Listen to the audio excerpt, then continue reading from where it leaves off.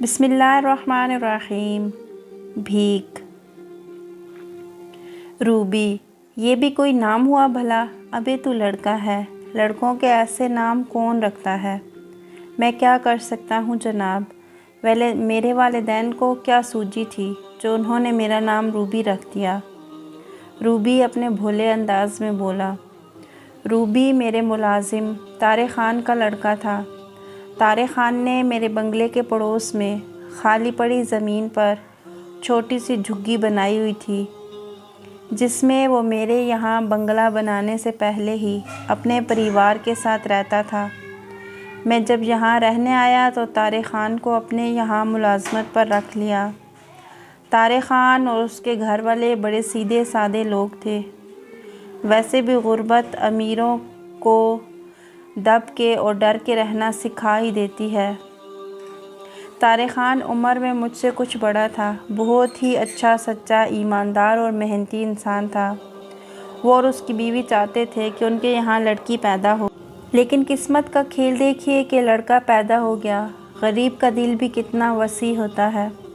دولت مند سے دولت مند انسان بھی اپنے یہاں لڑکا ہونے کی دعا کرتا ہے، اور یہ غریب لڑکی ہونے کی دعائیں مانگ رہے تھے۔ لڑکی کی آرزو اور محبت میں انہوں نے اپنے لڑکے کا نام لڑکی کی طرز پر روبی رکھ دیا۔ مجھے اس بات کا پہلے سے علم تھا کہ میں مذاقاً روبی کو یوں ہی چھیڑتا رہتا۔ آج بھی میں روبی کو یوں ہی ستا رہا تھا۔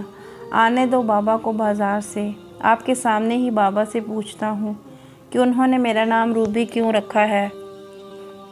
مجھے اسکول میں سب اسی نام کے کارن چڑھاتے ہیں جناب، وہ اپنے سادگی بھرے لہجے میں بولے جا رہا تھا۔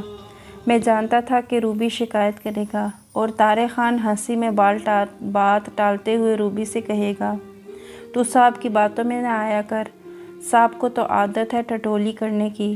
اور پھر مجھ سے مخاطب ہو کر بولے گا، جناب کیوں بچے سے دل لگی کرتے ہو، یہ تو بے وقوف ہے، اسے مذاق بھی پتہ نہیں، اور اپنے کام میں لگ جائے گا۔ میری شادی کو کئی سال گزر چکے تھے، لیکن اولاد کی نعمت سے محروم تھا، اس لیے روبی سے دلی لگاؤ اور انسیت ہو گئی تھی، اور میری بیوی گل افشاں تو اسے دل و جان سے چاہنے لگی تھی۔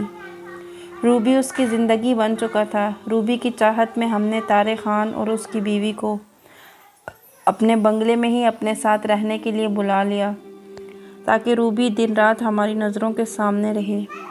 ویسے تو طارق خان اور اس کی بیوی پہلے ہمارے ساتھ رہنے کے لیے منع کرتے رہے۔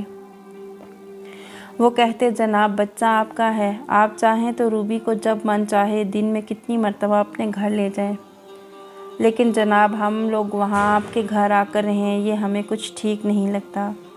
وہ لوگ غریب تھے مگر بلا کے خوددار اور اصول پسند تھے، لیکن گل افشاں کی ممتا اور تڑپ کے سامنے ان لوگوں کو ہتھیار ڈالنے پڑے۔ گل افشاں کی اولاد کے لیے تڑپ اور بے بسی ان سے دیکھی نہ گئی، اور وہ ہمارے ساتھ رہنے کے لیے رضامند ہو گئے۔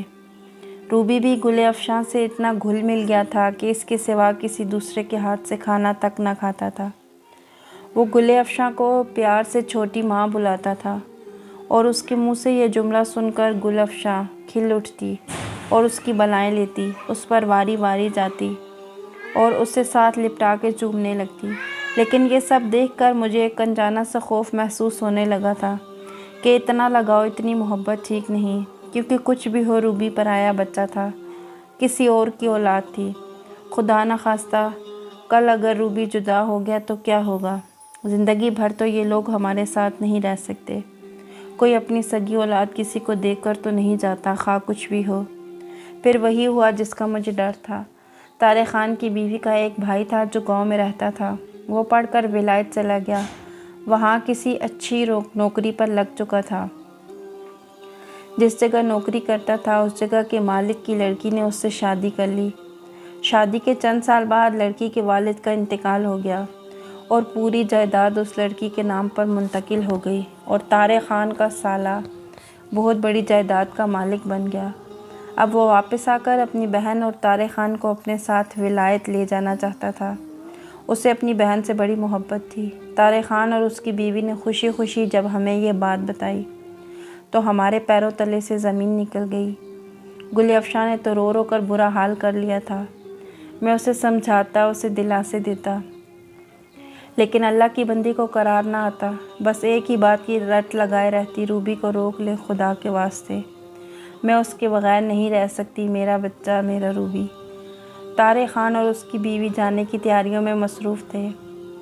2 دن بعد طارق خان کا سالہ آنے والا تھا۔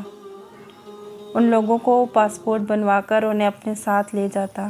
ہم میاں بیوی گم سم ساری تیاریاں دیکھتے رہتے، کر بھی کیا سکتے تھے۔ جب تمام تر تیاریاں مکمل ہو چکیں، پاسپورٹ بھی بن چکے، تو طارق خان کی بیوی ہمارے پاس آئی اور کہنے لگی، کل صبح ہم لوگ روانہ ہو رہے ہیں، آپ لوگوں کی بہت یاد آئے گی، جناب کبھی کبھی فون لگا کر حال چال پوچھ لینا۔